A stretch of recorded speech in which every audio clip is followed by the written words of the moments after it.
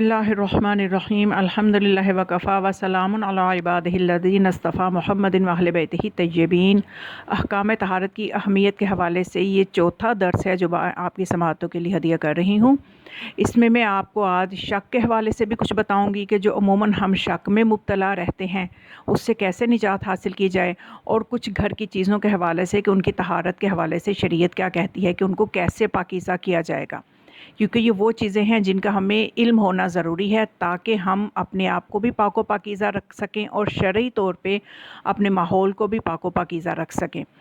تو سب سے پہلے میں شک کے حوالے سے بات کروں گی کہ انسان کو شک میں مبتلا نہیں ہونا چاہیے، اور اس کے حوالے سے ہمیں شریعت کیا کہتی ہے، شرعی حکم کیا ہے کسی چیز کے نجس ہونے کے لیے۔ تو کسی بھی چیز کے نجس ہونے کے لیے ایک کلیہ ہے، فارمولہ ہے شریعت کا، یہ اگر آپ کو سمجھ میں آ گیا تو بہت سے شکوک سے ہمیں نجات مل جائے گی۔ جو ہم ہر چیز میں نجاست اور طہارت کے مسائل میں شک کرتے ہیں کہ پتہ نہیں یہ چیز نجس ہے، پتہ نہیں یہ چیز پاک ہوئی ہے یا نہیں، تو اس طرح سے ہم اپنا بہت سا وقت اور توانائی صرف کر دیتے ہیں۔ تو ہمیں چاہیے کہ ہم اس شرعی کلیے کو سمجھ لیں۔ وہ شرعی حکم یہ ہے کہ شریعت یہ کہتی ہے کہ کلو شیء طاہر حتی تعلم انہ نجس، کہ ہر چیز تمہارے لیے پاک ہے، ہر چیز انسان کے لیے پاک ہے جب تک کہ اس کو اس کی نجاست کا علم نہیں ہو جاتا۔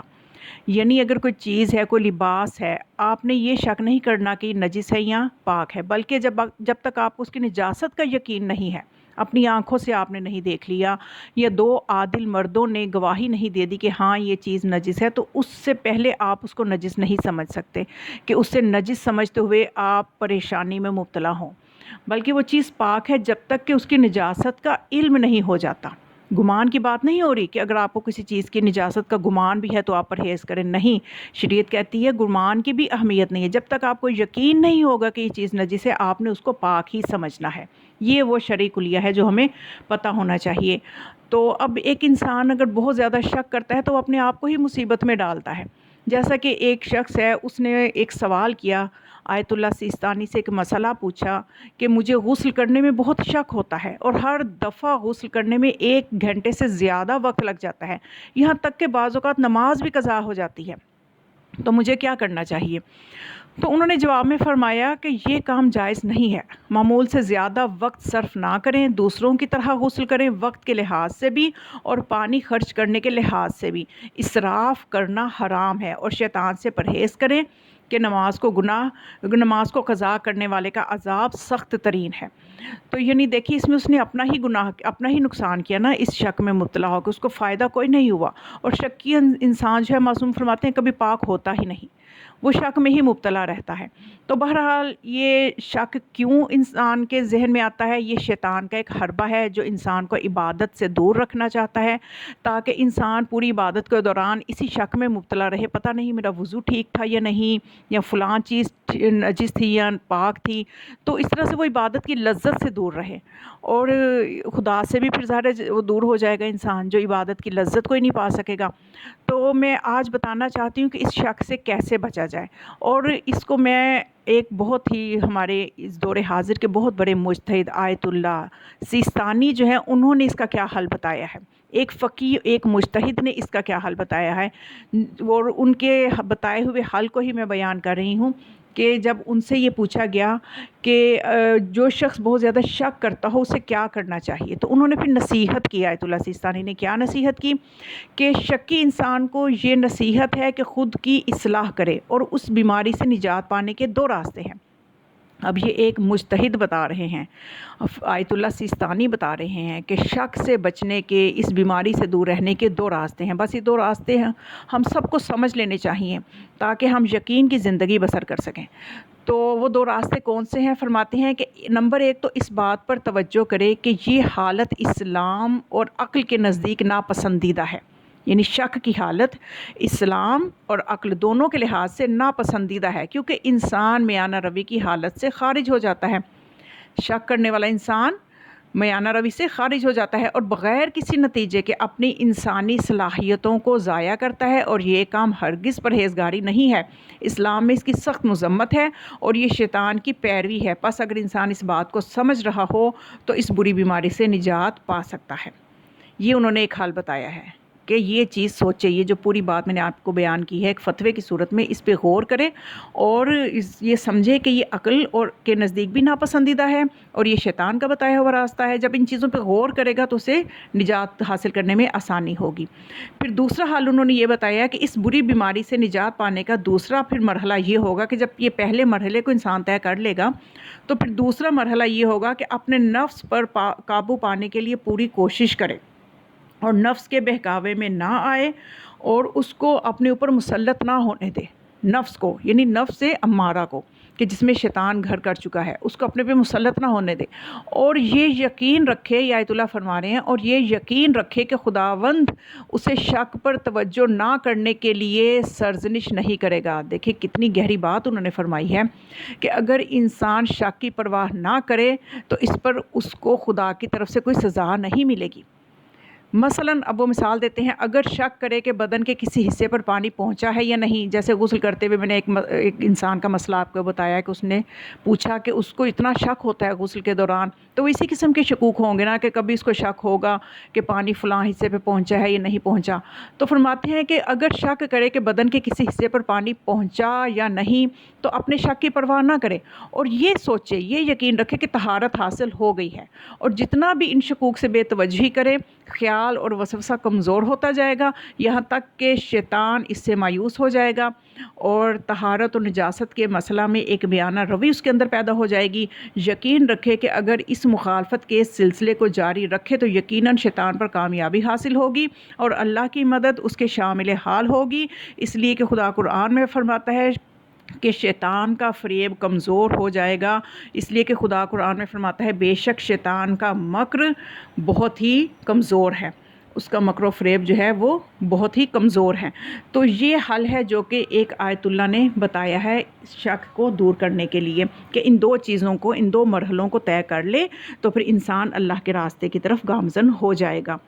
تو اب اس حوالے سے ایک مسئلہ بھی ہے جو میں بتانا چاہتی ہوں کہ چلیں اب جب میں نے شک کے حوالے سے بات کی تو ایک مسئلہ بھی پتہ چلتا چلا جائے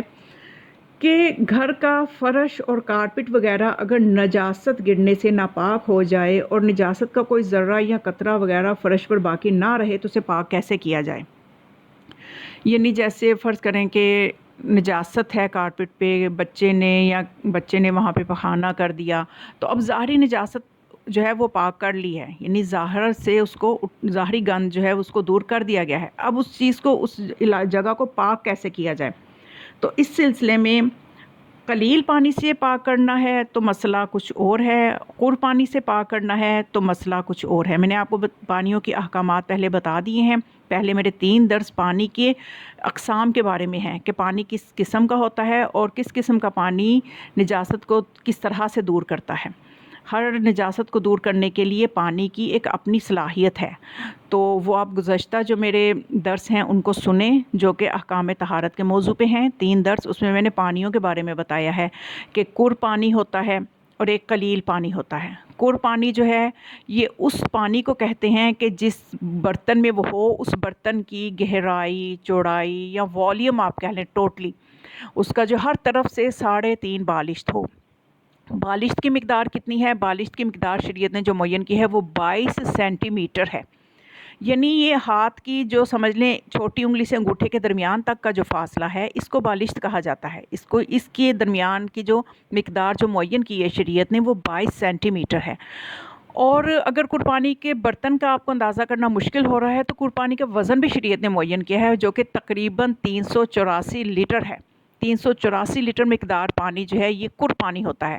اب اگر قربانی سے اس نجس فرش کو یا کارپٹ کو پاک کرنا ہے تو حکم کیا ہوگا، اور اگر قلیل پانی سے پاک کرنا ہے تو حکم کیا ہوگا؟ تو بس یہ ایک مسئلہ بھی میں آپ کو ہدیہ کرتی ہوں کہ یہ ہمیں پتہ چل جائے، کیونکہ ہمارے روٹین میں یہ چیزیں استعمال میں ہوتی ہیں تو ان کو پاک ہونا ضروری ہے، گھروں میں بچے بھی ہوتے ہیں تو اس لیے ان مسائل کا پتہ ہونا چاہیے، اور انشاءاللہ جو باقی چیزوں کے حوالے سے بھی احکامات جو ہیں ان کو بتانے کا سلسلہ جو ہے میں ابھی جاری رکھوں گی تاکہ ہمیں مکمل طور پہ طہارت کے مسائل پہ گرپ حاصل ہو جائے۔ تو اب یہ دیکھنا ہے کہ قلیل پانی جو ہے وہ کس کو کہتے ہیں، میں یہ پہلے بتا چکی ہوں، بس دہرا رہی ہوں کہ قر سے جو کم پانی ہوگا وہ قلیل کے حکم میں آ جائے گا۔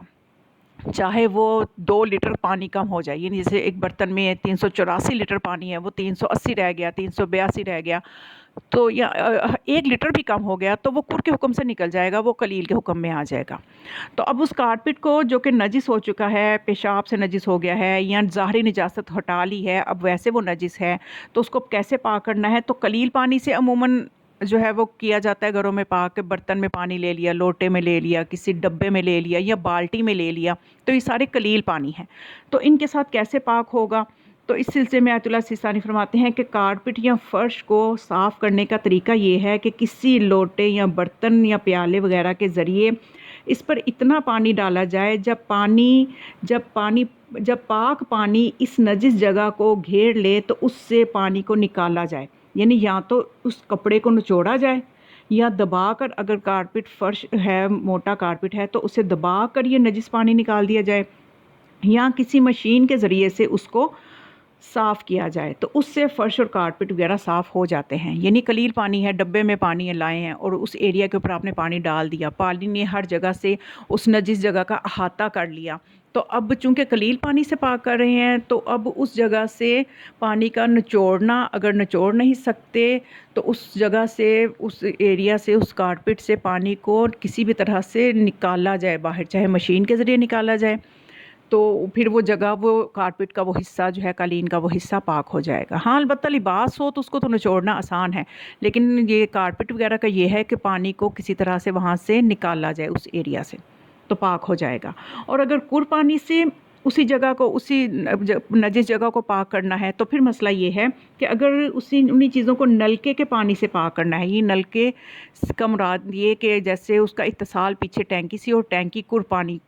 کی جتنی مقدار کی ہو کہ اس میں کُر پانی آتا ہو، اتنی بڑی ٹینکی ہو، اور پھر نیچے جب نلکا کھولیں گے تو چونکہ اتصال کُر پانی سے ہو جائے گا تو نلکے کا پانی کُر کے حکم میں آ جائے گا۔ تو اس طرح سے اگر کُر پانی سے پاک کرنا ہے تو نچوڑنے یا دبانے کی یا مشین کے ذریعے پانی کو خارج کرنے کی ضرورت نہیں، بلکہ جیسے ہی کُر پانی نجس کارپٹ پہ، نجس فرش پہ پڑے گا وہ پاک ہو جائے گا۔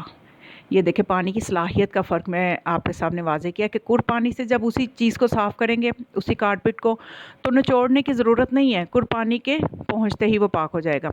تو اس کا آپ یہ بھی حل کر سکتی ہیں، جیسے کمرے میں کارپٹ بچھا ہے، وہ نجس ہو گیا ہے، تو آپ ایک پائپ لیں، اس کو پیچھے نلکے سے متصل کریں، نلکا جو ہے وہ ٹینکی سے متصل ہوگا، ٹینکی عموماً کُر پانی سے زیادہ ہی کی ہوتی ہیں،